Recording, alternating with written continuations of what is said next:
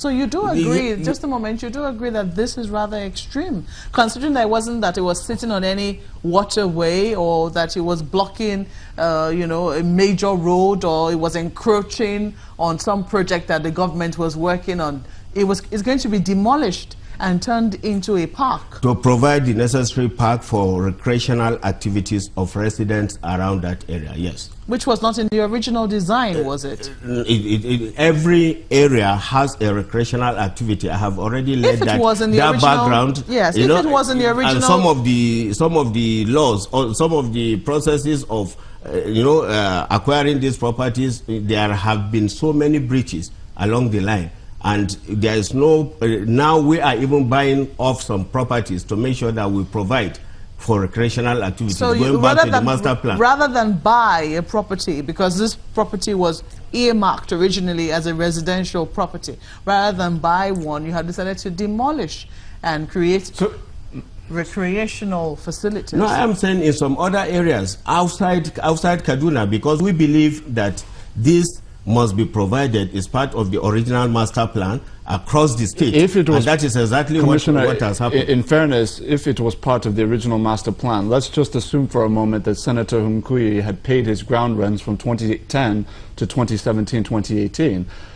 Would we still be having this conversation? Because some Nigerians are looking at the action and they're saying, look, if it was revoked and maybe resold or something like that, it's a bit of a different story. But when you take it and turn it into a park, it's almost like a mark of mockery or vitriol at whoever's suffering the consequences. And not at all. That wasn't the intention, but the government's job must be done.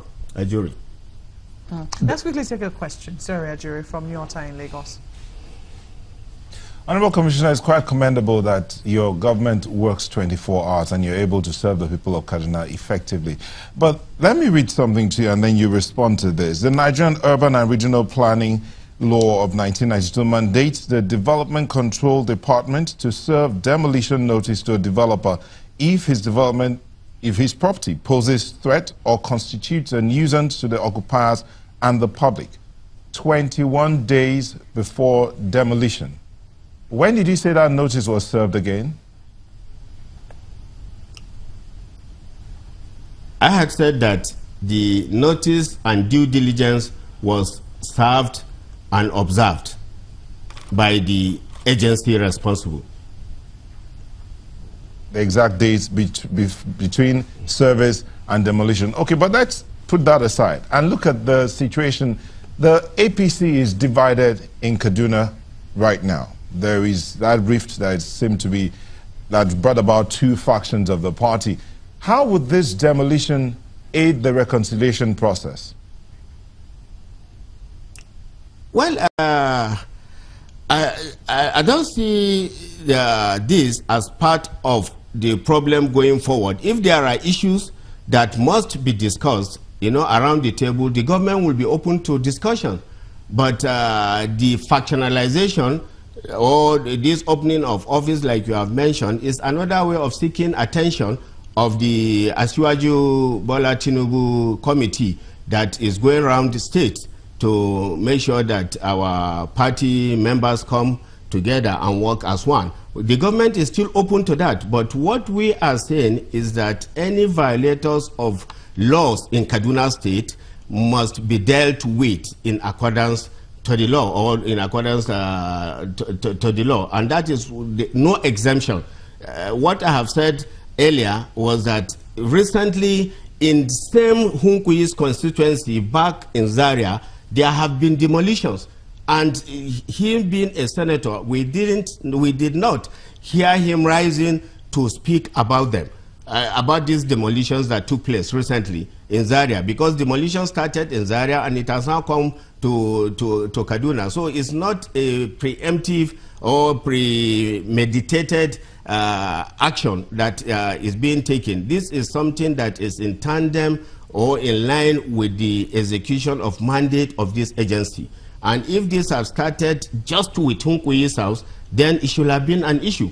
But for misconception across the country, that is why I'm here to address some of these facts, that this is something that is done normally and is done from time to time to make sure that this, rascality of people taking laws into their hands is being addressed. And the government of Kaduna State today would ensure that such issues are dealt with and the order is restored within the state. And that is precisely what we are doing in Kaduna.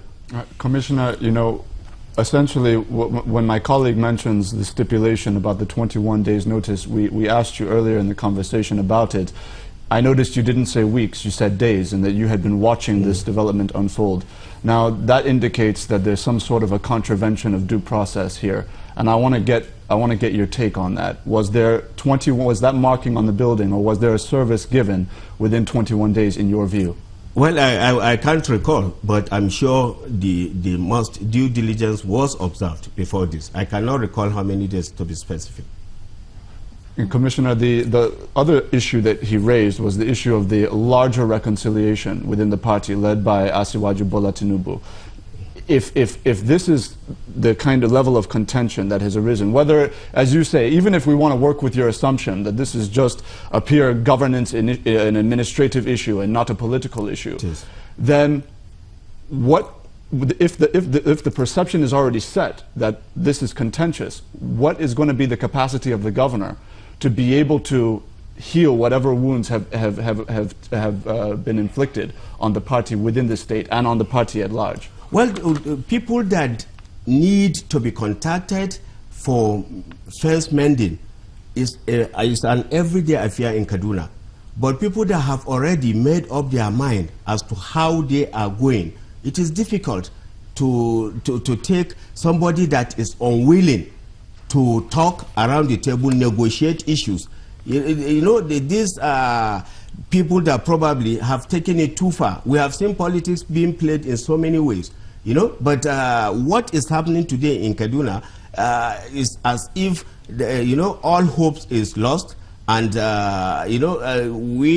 are trying to be rascally about it, and I think in every sane society, there must be some rules of engagement. Then these rules of engagement have been thrown overboard, and we are being distracted unnecessarily instead of being partners in this governance and delivering the goods that our populace actually expect us as a government to deliver. We are being distracted unnecessarily.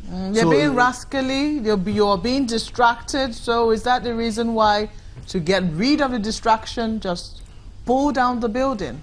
Well, let us see where they're going to hold their meetings. Maybe it will call them to order.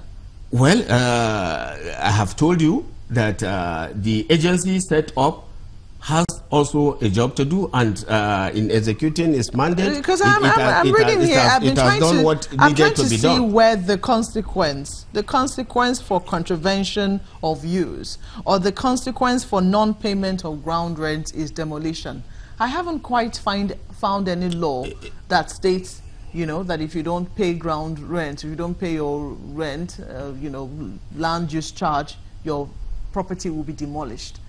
That's a rather extreme option, and it doesn't seem to be conforming with any law. But the same law is also subservient, to the wider law that all land issues and land ownership are vested in the state governor. But you have not been able to... It's vested in the state governor, and whatever decision is taken, will have to be aligned to this, and in the best judgment of the person responsible for land use in the state is the governor today. So if the Land Use Act, is made subsequent to this overall constitutional matter, a section of the Constitution that states that, then the land use will have to be, is secondary to whatever the Constitution has provided. And it is in the best interest of the state that the governor has acted for public overriding interest, because the governor can at any time decide when, for the public overriding interest, withdraw or revoke a land that has previously been issued. And the overriding interest here is to make a park. Yeah, sure, by what our assessment has been.